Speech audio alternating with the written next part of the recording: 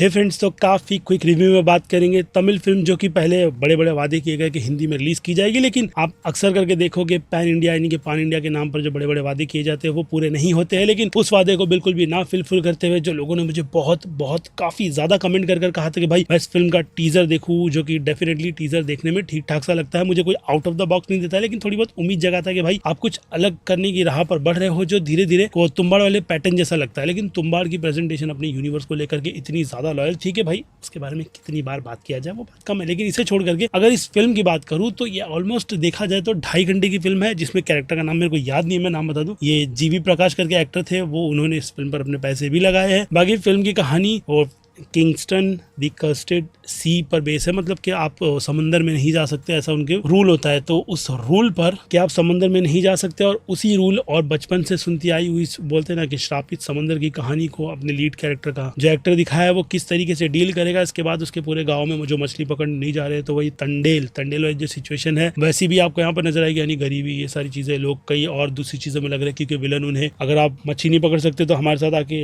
गलत काम करो और उसमें पैसे मतलब मिलने वाले तो नहीं, हम आपको घसेंगे, कुछ इस तरीके की सिचुएशन है। तो अब उसके बाद फिल्म अपने पूरे फर्स्ट हाफ में इसी तरीके से डील करेगी, फिर सेकंड हाफ में जाकर के जो इन लोगों ने क्रिएचर ट्रेलर में बाद में अपने प्रमोशन में यूज कर दिखाया वो कितना यूज किया जाता है, इल्ले बोलूंगा। लास्ट के 10 मिनट जिसको देखने के लिए आपको पूरी फिल्म का टॉर्चर अक्सर करके ऐसी बोलते ना कंटेंट के मामलों में झेलना पड़ता है। ये फिल्म अगर देखा जाए तो ओल्ड स्कूल वाले पैटर्न पे चलती है, जिस पर जानी दुश्मन जैसी फिल्म पुरानी वाली बात कर रहा हूँ वो भी कुछ इसी तरीके से खेलती है, लेकिन बीच में वो कहते हैं ना कि लोगों को हाइप अप करने के लिए वो जो क्रिएचर होता है वो बार बार निकल कर आता रहता है कि भाई डोली को मैं लूटूंगा, ये करूंगा वो करूंगा। लेकिन यहाँ पर वो चीजें बनती ही नहीं है क्योंकि आपने पहले से जैसे मैंने बताया कि आपने रिस्ट्रिक्शन लगा रखी है, कोई भी पानी में नहीं जाएगा तो नहीं जाएगा, तो वो चीजें निकल कर आएगी नहीं। और अगर इस तरीके का आइडिया को आप एक्सप्लोर नहीं करोगे तो फिर प्रॉब्लम क्रिएट होती है। और उस पर से फिल्म जो इस तरीके का ट्विस्ट एंड टर्न्स निकाल करके देती है, और फिर जो यार वो ज़ॉम्बी वाली सिचुएशन मेरे को इतनी ज्यादा बचकानी लग रही थी कि मैं ये सोच रहा था कि भाई मैं ये फिल्म देखने आया क्यों हूँ। ऊपर से सबटाइटल के माध्यम से आपको इस फिल्म को समझना पड़ता है, जिसको मैं लिटरली पढ़ करके समझने के मूड में बिल्कुल भी नहीं था। यानी देखा जाए तो मेरे लिए ये फिल्म बहुत ही डल बेकार सा एक्सपीरियंस थी, जिस पर मेकर चाहते थे कि उनके इस तरीके के टेक को अप्रिशिएट किया जाए। वेल, हाथ जोड़ू, इस तरीके की अप्रिशिएशन चाहिए तो आप अपने इस कचरे जैसे कंटेंट को ओटीटी पर रिलीज करके वो चीजें काफी अच्छी तरीके से अप्रिशिएट करके ले सकते हो। लेकिन अगर आप थिएटर ऑडियंस को बुला रहे हो काफी बड़े बड़े वादे कर तो यहाँ पर तो कहीं ना कहीं आपको रिस्पॉन्सिबिलिटी अगर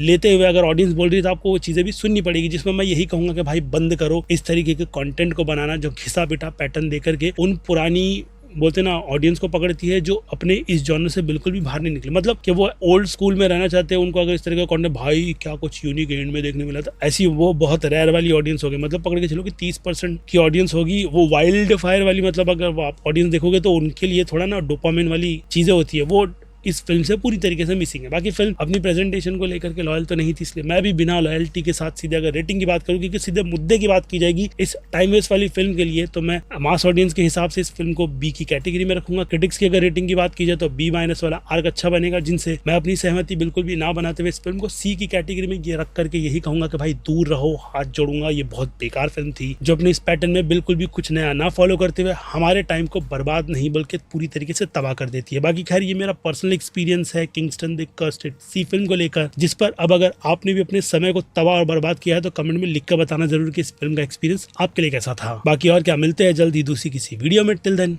बाय।